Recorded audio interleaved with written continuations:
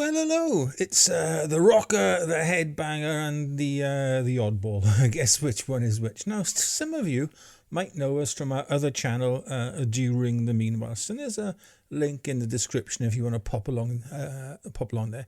But in any event, welcome to the start of a brand new venture for us, and welcome to the first video on our brand new channel. Well, technically it's the second one. We had the welcome one the other day, but we'll gloss over that. Now, I am a massive well, not big, but I'm a massive music fan, and on this channel I'll be talking about the music I like most. So classic rock, really. What a surprise. Taking part in the odd music inspired video thread, and general, just revealing my new record purchases from time to time.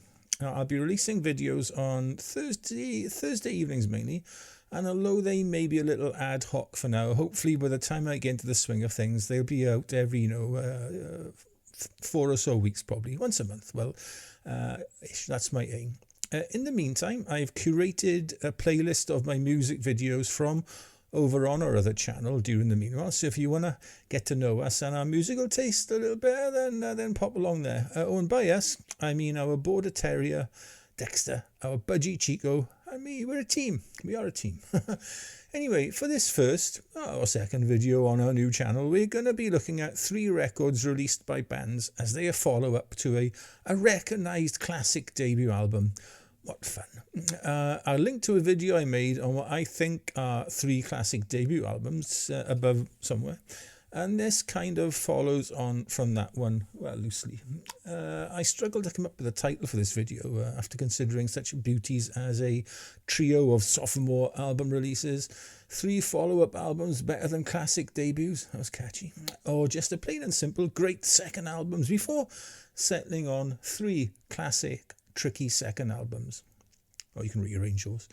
Before we begin though, a warning. This video and this channel as a whole sometimes contains opinions that are mine. Now, you might share them, you might not, and if you feel strongly enough to disagree and post a comment, then you're more than welcome to do so, but please do so in a polite, considered and non-personal manner. Otherwise, and you won't like this, you'll make Dexter and Chico and me very upset and really quite cross. Now to business. You'll have all no doubt heard the phrase tricky second album, usually applied when a band has failed to live up to the promise of a mind-blowingly fantastic debut release.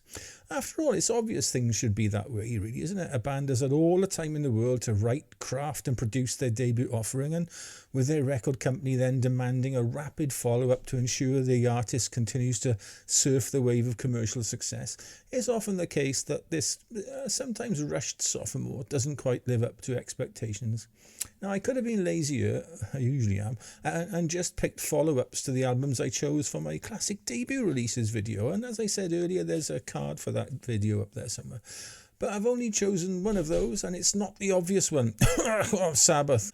But I've chosen 3 second album releases that, in my opinion, better their already classic status achieved debut predecessor. Now, it might not be by much, but these 3 records manage the unmanageable, and in my opinion anyway, finer recordings than the debut that preceded them. But what are they? I hear you all cry out in the ether. What in common with other videos I've made? And bearing in mind we're looking at classic rock albums here, pause the video now and make your guesses. Right, you all done? Right then, we'll begin. What fun. First up, it's a record from my favourite band of all time, and they are Queen. Now, their debut offering contains some fine songs like Liar, Son and Daughter, Great King Rat, and of course, Keep Yourself Alive, and announced Queen into the hard rock arena. But the album could have been so much better, and so suffers from the fact that it was recorded during downtime at a newly built studio, with Queen recording the album at all hours of the day and night while other artists were sleeping or whatever it was they did at night in the early 70s anyway. Now, Queen 2, the follow-up, is a much more polished and professional sounding record, and is possibly Queen's most progressive and definitely heaviest album to this day. Now, when looking for a favourite Queen album to play, it's always a toss-up between Sheer Heart Attack, A Night at the Opera, and this one. On any given day, anyone really could be my favourite Queen album. But more than any other Queen album, though, to my mind, Queen 2 is a complete work and not just a collection of songs. And as such, it needs to, in fact, it has to really be listened to as a whole album in its entirety. You can't just dip in and out picking tracks. Well, you can, but you won't then get the best listening experience, I feel anyway. From the opening procession, building into Father and Son, and right through to the closing Seven Seas of Rhye, which incidentally was Queen's first hit single, each song feels like a well-crafted and considered piece of music, carefully chosen to occupy its place in the album's running order. Now, it's clear to any ears that this album benefits from more, shall we say, concentrated production effort and a much bigger budget to boot, with multi-layered vocals and instrument orchestrations, giving a hint, really, of what's to come in the future. Now, it's impossible for me to pick out a favourite track, though I do have soft spots for White Queen as it began, Loser in the End, March of the Black Queen, and The Fairy Fellas Masterstroke. A conceptual piece inspired by the famous Richard Dadd painting. And in Ogre Battle, you have Queen's heaviest track ever. Absolutely no arguments there. It's a shame that the B-side to their debut single, 7 Seas of Rhye, is not included on the record. See What a Fool I've Been is arguably one of Queen's best ever songs, with blues and hard rock influences abound. But I digress. Even the album artwork is taken to the next level, with a full gatefold sleeve and artistic images of all four members replacing the art school-like cover of the debut. We even get the lyrics reproduced on the inner sleeve. As follow-ups go, it's got to be right up there with the very, very best.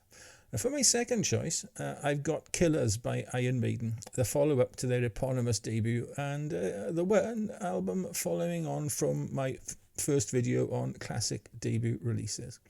Now, if ever an album had a difficult birth in having to follow up what has to be one of the finest heavy rock or metal debuts ever to see the light of day, then Killers is it. And that it manages to out-metal its predecessor is nothing short of astounding, really. Gone, though, are some of the more obvious punk influences, though Paul Di'Anno's fiercely guttural vocals remain for this album only, sadly, with the introduction of Adrian Smith alongside Dave Murray, bringing a more precise feel to the band's dual guitar attack.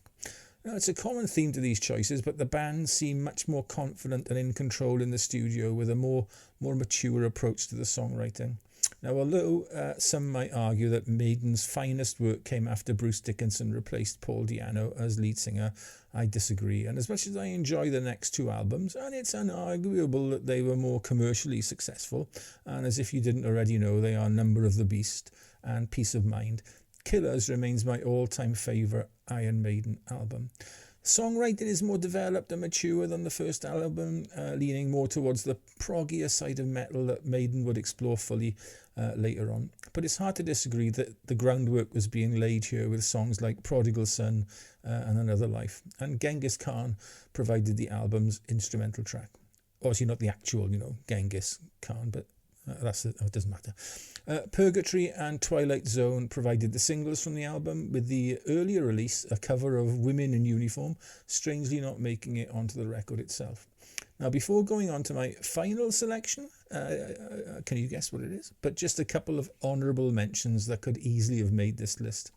Firstly, we have the Jimi Hendrix album Axis Bold as Love, Nirvana's Nevermind, if you like that sort of thing, Tapestry by Carole King, and who could forget Paranoid, the follow-up to Black Sabbath's incredible debut album, or Springsteen's The Wild, The Innocent and the E Street Shuffle, and Kate Bush's much more confident and concise offering in the shape of Never Forever.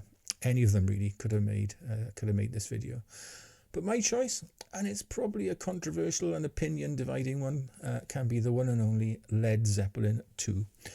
Their debut, Led Zeppelin 1, I suppose, was quite simply a stunning breakthrough album, taking the blues and basically heavying them up, if there's such a word, more than Cream or Vanilla Fudge ever did. Now, it is rightly lauded as one of the finest debut albums ever to grace a turntable and pair of speakers. So how then, Nicholas, can the tricky second album, released only a few months after their first and still remarkably just in the 1960s, better what many consider as perfection? Well, easy really. Just repeat the formula, only with, and remember this is my video, so it contains my opinions, better songs. The album also seems to flow more freely than its predecessor, with a more thoroughly thought through running order of tracks, which, similar to Queen's second release, make for a more compelling listen as an album, as an artistic whole. I think so anyway. The blues influence is obvious still, but the album is heavier, to my ears anyway, opening with a classic Whole Lot of Love, a song made even more famous through the 1970s in the UK anyway, as the Top of the Pops theme tune, bringing it to a much wider cross-section of years every 1970s Thursday night at around 7 o'clock. Now, in common with the first two albums on this list as well, Led Zepp 2 is a much more mature offering, with the band clearly more at home in the studio, and that confidence shines through in the songs and in the individual musicians' virtuosity. Now, in the opening track to side 2, Heartbreaker, the band turn the heaviness right up to 11. I mean, what a riff. And what a solo, ending rather abruptly with a return to the darkness of that bass-heavy riff. There's even a slice of pop music in the shape of Lovin' Maid, namely a catchier Led Zepp tune. And as the album contains my all-time most favourite Led Zepp song of all in the shape of Thank You, then this is a tap-in, as far as I'm concerned, as a better album. And then to calm us all down, we have the genius that is Ramble On. Now, as a failed drummer, I am of course drawn to the album's penultimate track, Moby Dick, with Bonham basically showing off really, chucking bass drum triplets at us from all angles. A drum solo on a studio album? Whatever next. And as the album comes to a close, you might be forgiven for thinking the Rolling Stones had broken into the studio all midnight Rambler style, bringing Muddy Waters with them before bringing it all back home. Sorry, I couldn't resist. There simply isn't a poor or weak track on this whole record. Now, is it as good as Led Zepp 3, my favourite of all their albums? Or another firm favourite of mine, The Proggy Houses of the Holy? Well, that is a debate for another day, although ranking Led Zeppelin albums would probably see me receiving numerous death threats, I would have thought. So there we have it then. My choice of 3 follow-up albums greater than already classic debuts. Do you agree with my choices? Now, what would you choose? Let us know in the comment section below. So until next time, whenever that may be nice, okay? Or I'll send a budgie around to sort you out. Ta-da.